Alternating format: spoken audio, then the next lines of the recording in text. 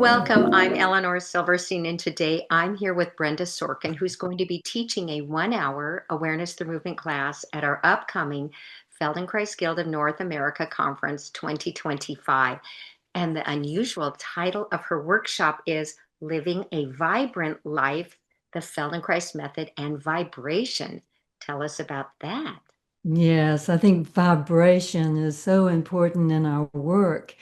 We definitely access it and even finding the skeleton, but we're going to be using some sound, not singing, quieter sound and humming to help find the center line as well.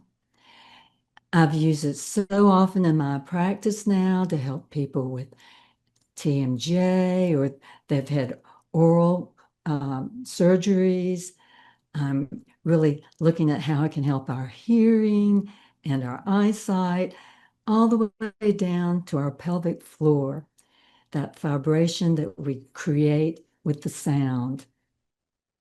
Wow, this is beautiful. It's unique and it's definitely different than everything else that's being taught. Brenda, your work is beautiful. I've known you for years, and I want to thank you so much for teaching at this conference.